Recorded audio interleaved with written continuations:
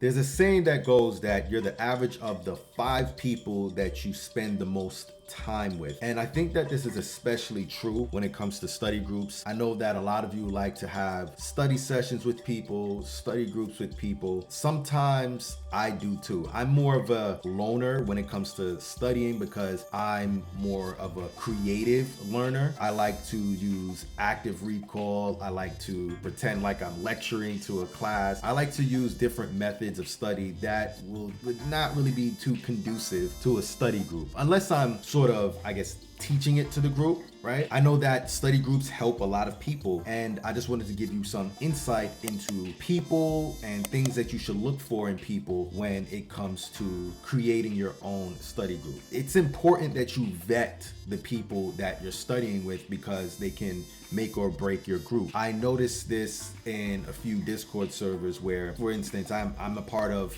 Jeremy's IT Lab Discord group and study group. The vibe in there is really good. Everybody's always trying to help each other, explaining complex topics to one another, one after the other. People are passing their CCNAs. I know that people are in that group are probably studying on their own for the most part, but just the energy in that group speaks volumes because people are actually reaching their goals by helping one another. On the other hand, there are probably groups where people are not focused. I know you've probably been in a group before where it was more like a get together or a little party instead of an actual study group where you're focusing on the material. What to look for in a study partner or in a study group. I think that definitely need, whether it's you or another person, one person who consistently corrals everybody to come study, right? There's that father figure or that mother figure that's like, okay guys, let's get to work, or coach that's constantly saying, all right guys, let's get to work. That type of person is, I would say, one of the most important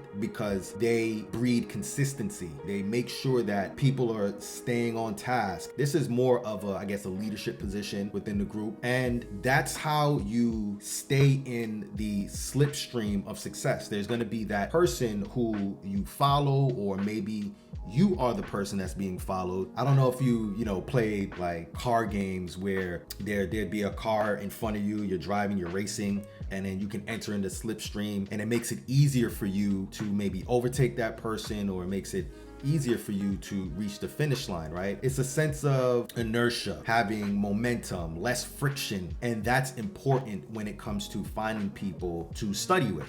You all motivate each other and keep each other disciplined. That's how I look at study groups. That's how I look at gym partners, if you will. And I think they're all the same with regard to group dynamics. Here's the thing that I truly believe in. I truly believe that we are energetic beings. God has created us to be energetic beings that soak up the energy around us through osmosis. We're all like sponges. I guess that's where that saying goes, that you're the average of the 5 people you spend the most time with. Because, for example, you may have noticed that when a very dense energy, moody person walks into the room, it feels like a dark cloud has just entered, right? Everything just feels different. It brings down the mood of everybody in the room, including yourself, if you're not, I guess, paying attention, right? And then there's also that person that walks into the room, they smile, they smell good, they exude this good energy about them. Maybe they're wearing bright colored clothing. Those are all examples of group dynamics, and that's what you want in your study group. You want a person who keeps the energy up. When you're down, you can kind of like feed off of that energy, and then maybe when that person's down one day, you can be the bright one and give them energy. It's an ecosystem of positive emotions, right? You also want a person in the group that sort of looked at as the hero, the know-it-all, the teacher, right? This person is a person that loves to teach, loves to help, loves to keep the material flowing in the group. Because there's times where people might get distracted, get off track, and go on tangents like I do sometimes. And this person keeps the group focused on the material. Similar to how the coach might corral the group and say, hey, look, it's time to get together. But then when you're actually there, maybe you're all excited to see each other, you just start going off on these other tangents that has nothing to do with what you're studying, right? And again, this is why I think study groups are powerful. And they also have their disadvantages, because I know that I am the type of person where if I am at a study group and we start getting off topic, I'm going to get a little agitated because I have a very strict schedule. I don't want to say very strict schedule, but I'm very cognizant of the time that I'm spending to reach my goals, and I don't want to get sidetracked, especially in a group. I like to stay in control of my time, and getting sidetracked is just something that I'm not interested in. Within a group context, having that person that acts as sort of like teacher and the like the hero, if you will, you know, is powerful. I would say one of the people I think that you should avoid is the person who acts like Google doesn't exist. This person could be a huge distraction because they'll ask questions that can easily be Googled. It's funny, Googled is a verb now, right? There's so much information on the internet nowadays that get whole educations on the internet, whether it's formally or informally through self-study, right?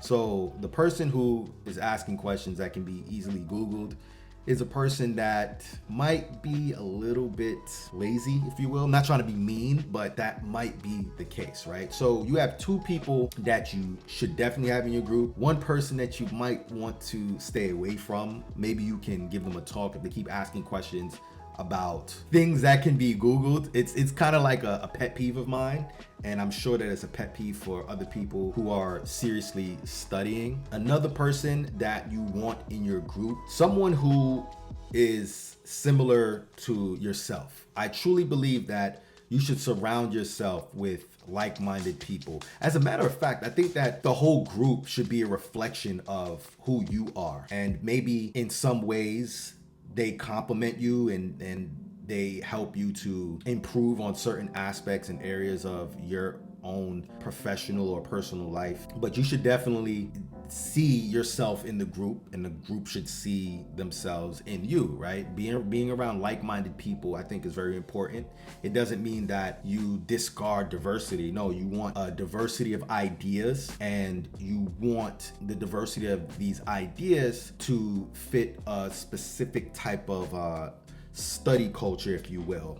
People do need to be around other like-minded people. You want people to have similar goals, have the same drive as you, have the same or similar tenacity as you, as disciplined as you. Motivation, you don't really need motivation as much as you need discipline, and that's what the coach of the group is for, to corral people and make sure that everybody's coming to the study sessions on time at their specified date. We always talk about different types of study tips and things of that nature, but I'm noticing that there are some people who love the group dynamic, who love studying with people. Not for nothing, I used to study with this one dude when I was in university, and we were studying engineering, and we got through about, I'd say 90% of the engineering program together. We met in Calculus 1 and started scheduling our classes together. We studied pretty much, I would say we studied 85% of the time together, and we ended up getting an engineering degree. Before then, I was more of a loner. I like to study by myself. After that, I went back to kind of like studying by myself because he went off to do something different. And what I learned from that is that study groups are powerful, right? If you get with a group of people that are like-minded, get with a group of people that have similar ambitions and goals to yourself, and also complement you in a way that you can really benefit from, then you can go very far. Alone, I can go faster. Together, we can go farther. But yeah, that's all I really wanted to share with you guys, because I have my own study group. It's more of a, I guess, a information type of forum, right? You can find that in the description below. It's my Discord channel. And yeah, that's pretty much all I have for you guys. If you want to watch more videos like this one, click right here, and I'll talk to you guys next time.